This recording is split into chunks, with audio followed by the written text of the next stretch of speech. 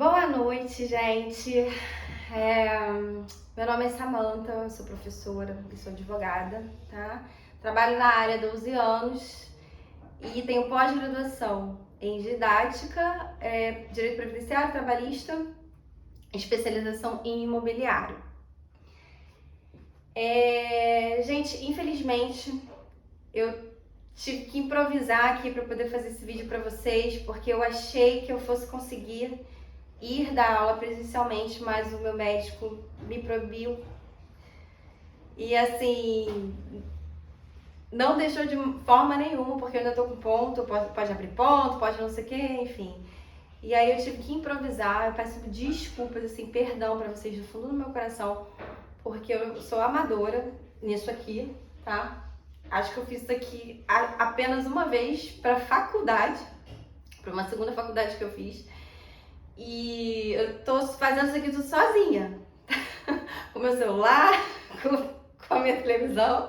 E tô tentando, assim, realmente fazer o melhor pra vocês que já é meio ruim, né? Dar uma aula, assim, online, na qual eu não tô olhando pra vocês, na qual eu não tô podendo brincar com vocês, interagir com vocês, na qual vocês não podem levantar a mão e falar comigo, tirar dúvida, né? Mas de antemão eu também já disse pra coordenação do curso que eu estou disponibilizando para vocês, tá? O meu Instagram, lá no meu Instagram tem o meu site, e o site, ele tem um formulário de dúvidas, né? No próprio Instagram também vocês podem me mandar mensagem que eu vou respondendo a vocês.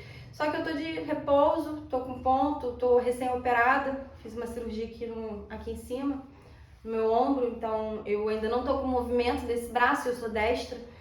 Então, eu tô falando por comando de voz, né? Eu tô digitando por comando de voz, na verdade, perdão, falando por comando de voz. Estou digitando por comando de voz. E aí, pode ser que eu demore um pouquinho para responder, mas eu vou responder todo mundo, tá, gente? Eu vou responder um a um. Vocês podem ter certeza disso. E não fiquem acanhados de me mandar mensagem, pode mandar mensagem. Eu tô muito triste de não poder ter ido presencialmente dar essa aula.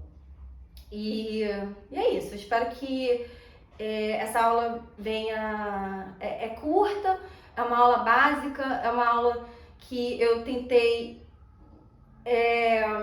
digamos assim, pegar os principais pontos, né, de cada tópico da área de vocês de cuidado infantil, né, que é da criança, da trabalhista, área criminal um pouquinho, porque é importante. A Constituição Federal, que é a base de toda a nossa legislação, de tudo.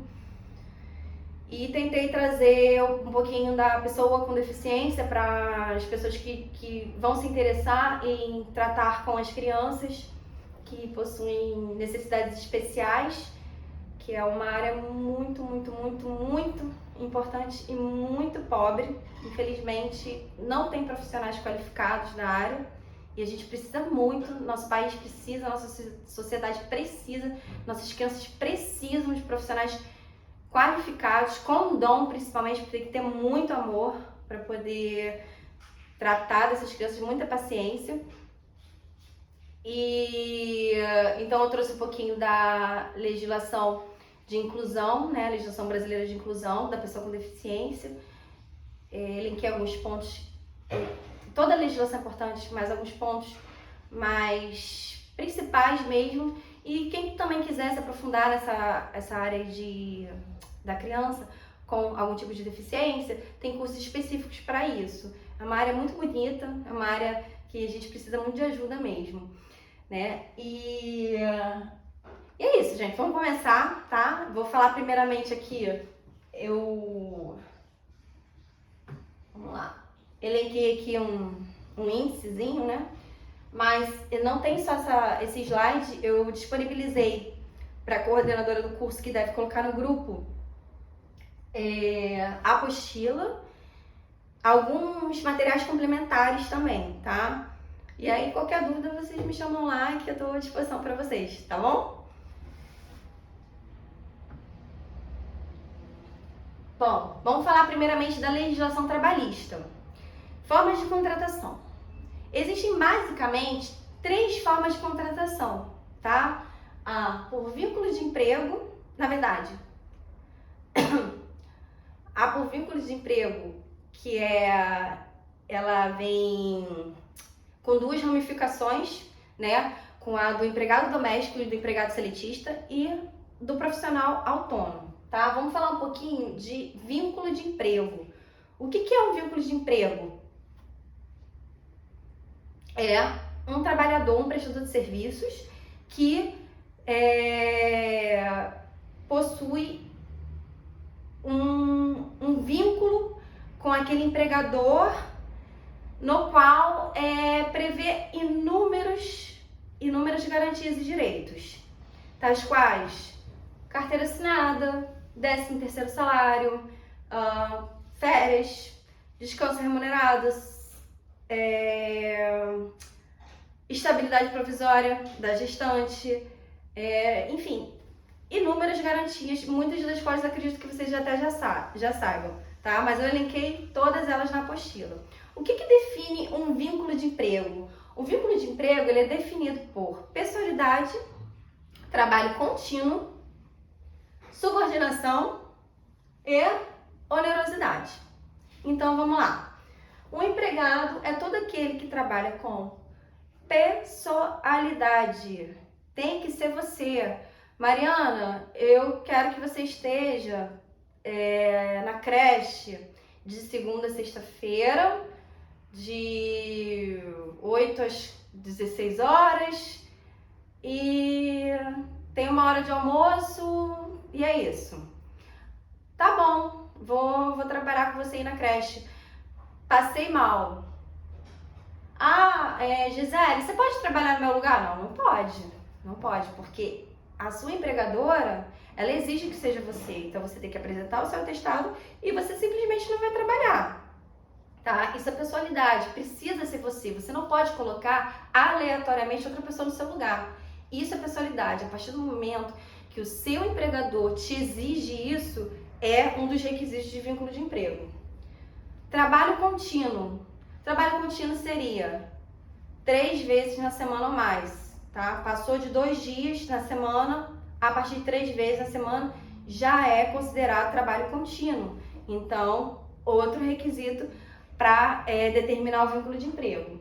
Subordinação, que nada mais é do que cumprir ordens. Eu preciso que você faça isso, desse jeito, cumprir ordens. E onerosidade, ao final do mês você vai lá estar recebendo o seu salário, que sempre precisa ser o mínimo da categoria.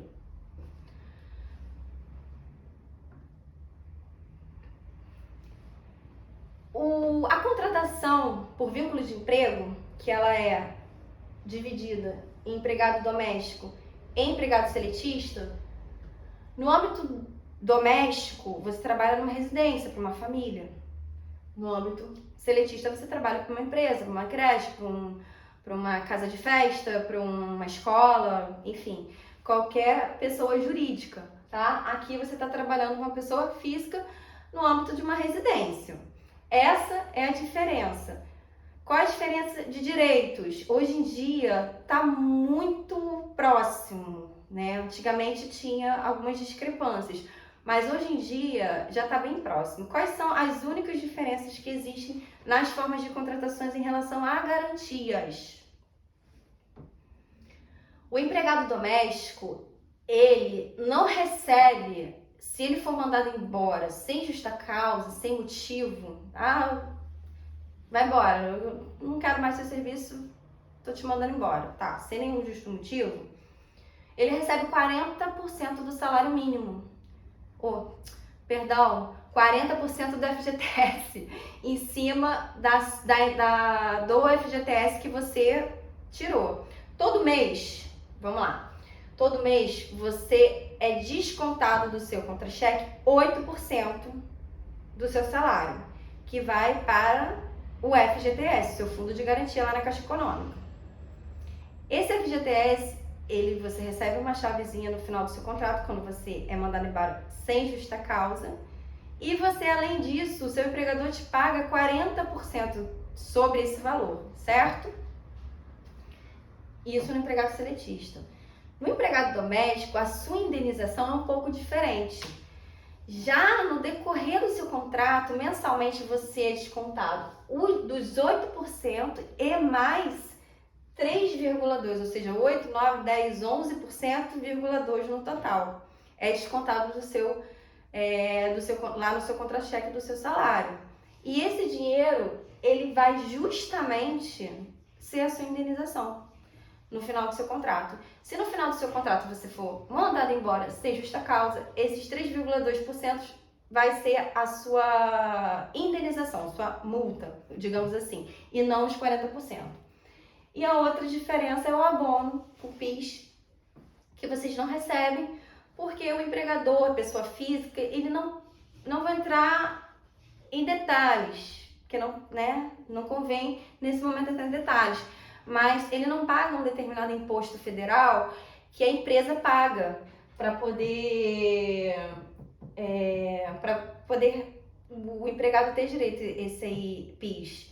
Acho que vocês sabem que quem financia o PIS de vocês é a empresa, não é o governo. O governo ele tem um programa, mas quem paga, quem sustenta isso aqui são as empresas que pagam imposto para o governo. Então, o empregado físico da esfera familiar, o empregador, físico, pessoa física, ele não paga esse imposto. Então, o empregado doméstico não possui direito a abono salarial por esse motivo, tá bom?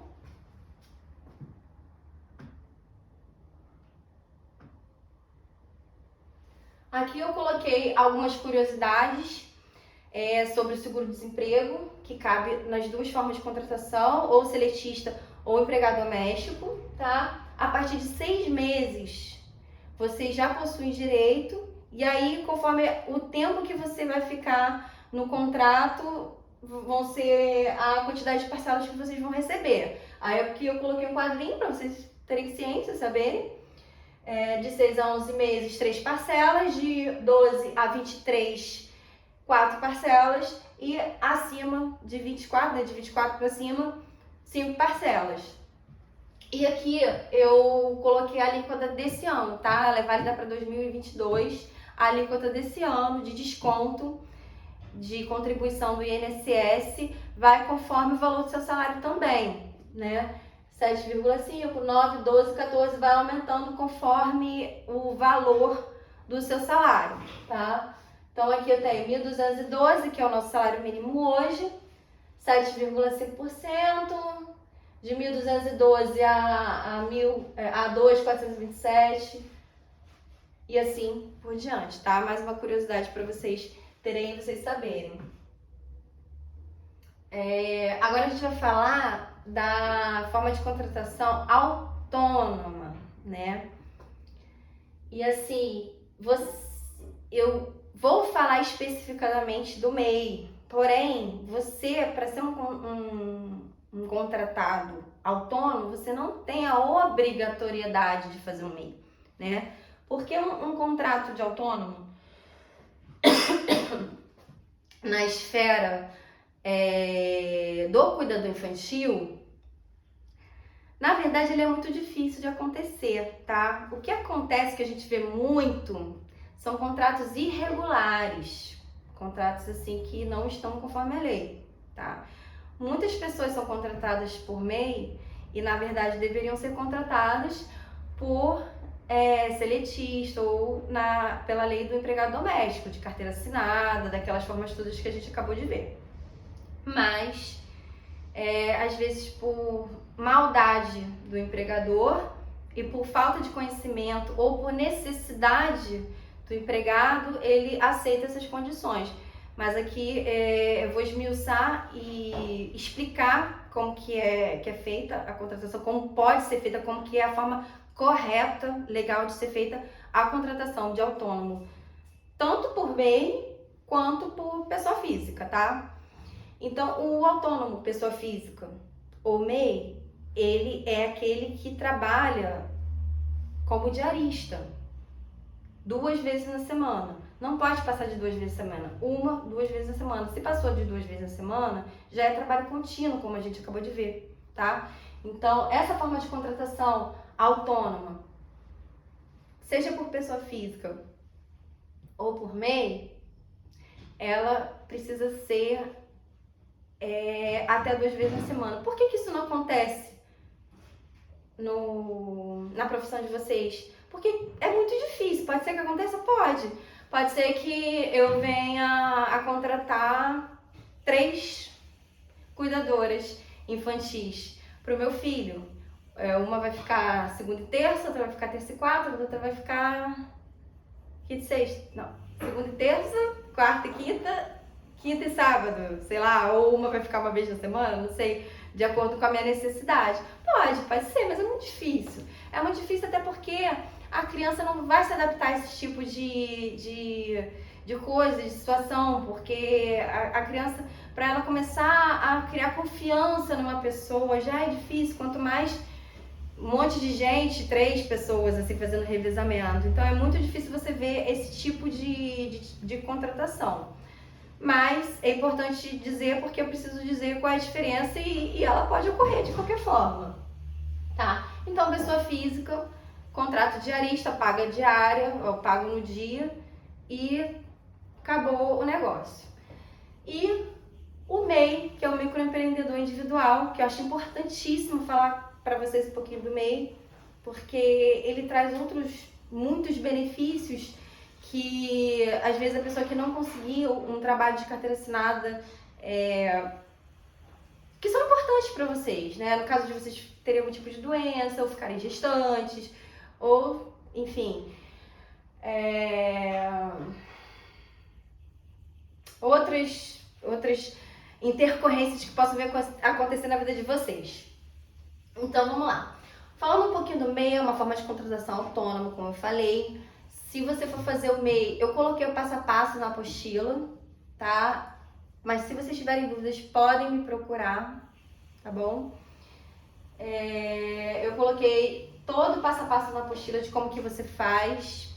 Não coloquei como extingue, algumas perguntaram como extingue, como que cancela. Eu recebo muitas perguntas de MEI, só que é difícil ficar falando aqui porque eu não tô com vocês pessoalmente, mas, por exemplo, me perguntam muito se eu posso cancelar estando em dívida. Pode cancelar. E se você precisa cancelar, é melhor que cancele para a dívida não aumentar, tá? Mas, eu até coloquei essa recomendação mais pra frente, eu oriento que vocês não fiquem sem contribuir por mais de 12 meses, porque vocês perdem alguns benefícios e demoram mais para se aposentar, dependendo da forma de contribuição. Mas vamos lá voltar para os requisitos, né? Qual é a forma de contratação, como é que é feito isso aqui. Ele é autônomo, contrato de prestação de serviços, até 2 vezes na semana, sem pessoalidade, tá? Eu posso falar, não vai dar pra mim ir, vou mandar uma amiga minha. A pessoa não pode questionar, isso é inquestionável. Você tá contratando por MEI, contrato de autônomo, pessoa jurídica, eu não tenho direito de questionar. O empregador não tem direito de questionar. Não vai dar pra mim, eu vou mandar outra pessoa. Tá bom. Contanto que a prestação de serviço esteja sendo prestada. Você pode contratar um empregado e é uma contribuição única mensal, que é o documento de arrecadação simples nacional, que já está embutido no caso o ISS, que é um imposto que se paga para o município, e o INSS. E daí aos seus benefícios, aos benefícios que vocês possuem direito se vocês optarem, se vocês não estiverem trabalhando e optarem por esse tipo de modalidade. O faturamento anual é de 81 mil hoje, tem projetos para aumentar isso e aumentar até também de 1 para 2 empregados, mas não está vigente, tá? É isso aqui que são os requisitos e as características dessa forma de contratação, tá? Por MEI. Quais são os direitos previdenciários do MEI, pessoa que paga o MEI? É claro que tem um período que a gente chama de período de carência. Você precisa, por tanto tempo, contribuir para você passar a ter direito a determinadas coisas, tá? Também não vou entrar no mérito aqui, que é muito detalhezinho. E eu não sei se vocês já tiveram aula de previdência, acho que tiveram aula de previdência, né? Mas assim, também sou especialista nessa área. Se vocês precisarem de ajuda, podem procurar, podem perguntar lá no Instagram, que eu vou com todo carinho responder a vocês e ajudar no que eu conseguir ajudar, tá? No que eu puder ajudar, eu vou estar auxiliando vocês e orientando. Então vamos lá, vocês têm direito à aposentadoria por idade ou invalidez, não a por contribuição, tá? Por tempo de contribuição não cabe aqui no meio. Salário maternidade, auxílio doença, se vocês precisarem, ficarem doentes, quebrarem uma perna, quebrarem alguma coisa, enfim, auxílio reclusão e pensão por morte, que é um benefício para os seus dependentes, tá? Aqui eu trago uma observação, porque as pessoas perguntam muito em relação aos cuidadores infantis que tomam conta de criança nas suas próprias casas. Qual é a forma de contratação? Como é que isso funciona? Eu preciso estar com a carteira assinada? Eu faço um contrato de prestação de serviços? Na realidade, eu nunca vi um cuidador infantil que toma conta de crianças na sua casa estar trabalhando de forma regular, né? Para você trabalhar de forma regular mesmo, você tem que tirar o alvará, fazer uma empresa. E aqui eu coloquei algumas características, algumas nuances aqui que precisam. Por exemplo, a lei ela diz que se é de 0 a 2 anos, para cada quantidade de criança e cuidador infantil, é essa proporção. De 6 a 8, um cuidador infantil. 3 anos de idade, 15 crianças, um cuidador infantil. Passou disso, já precisa ter mais de um. Acima de 4 anos, até 20 crianças, mas eu acho que na sua casa, com 20 crianças, só uma pessoa, não sei se dá conta, mas a lei, ela assim prevê essa possibilidade, tá? E aí tem que tirar o KNAI, aqui eu explico direitinho qual é o KNAI, mas aí você tem que procurar um contador e fazer uma empresa para trabalhar regularmente, tá bom? Para trabalhar regularmente. Essa forma de trabalho, de prestação de serviço, ela não é nem de vínculo de emprego, tá? Não cabe vínculo de emprego, porque você tá ali prestando serviço para várias crianças, não é uma criança só que tá lá na sua casa, né? Tem mais de uma, então você não tem compromisso só com o empregador, digamos assim, né? E também não é MEI e não é autônomo porque não são só 2 vezes na semana. Você normalmente foi criança, né, pelo menos os 5 dias da semana na sua casa. Então a forma correta é essa forma aqui. Aqui eu coloquei a diferença da aposentadoria, assim, bem básico, tá? Para vocês entenderem as diferenças básicas mesmo, tá? Básicas. Uma pessoa física, seletista ou empregado doméstico, né, que tá lá contribuindo, ele pode aposentar por tempo de contribuição, idade ou invalidez. Por que é importante você saber disso? Porque a aposentadoria por tempo de contribuição ela é mais rápida, tá? Ela é mais rápida do que a aposentadoria por idade. Eu não vou falar da invalidez, porque a invalidez ela decorre de uma doença, que ela tá lá, tem o link lá, as doenças que cabem, uma aposentadoria por invalidez, e tem as jurisprudenciais também, né? Que a gente consegue na esfera judicial.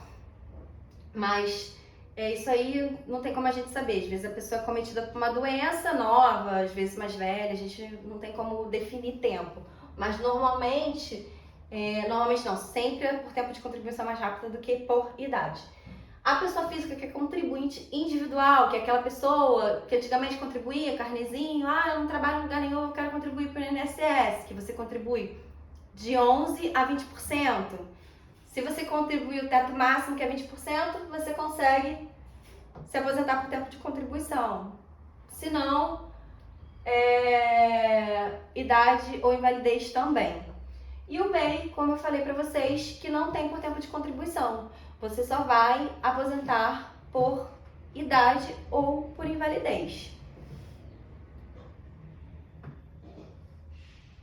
A recomendação que eu falei para vocês, tá?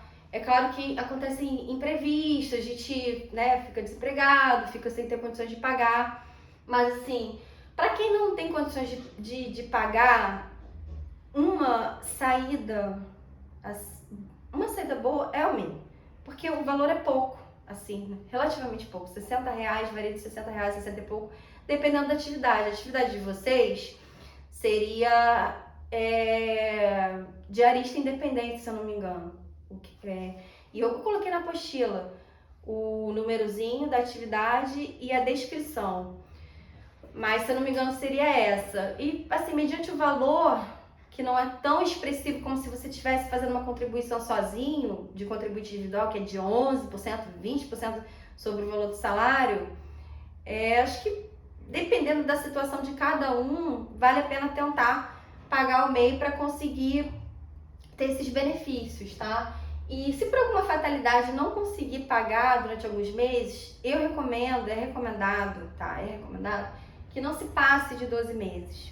Porque dependendo da situação, tem que analisar a situação individualmente, mas dependendo da situação, você perde muitos benefícios. E além de perder, você demora mais tempo ainda para se aposentar, dependendo da situação. Então, isso é só uma recomendação, tá?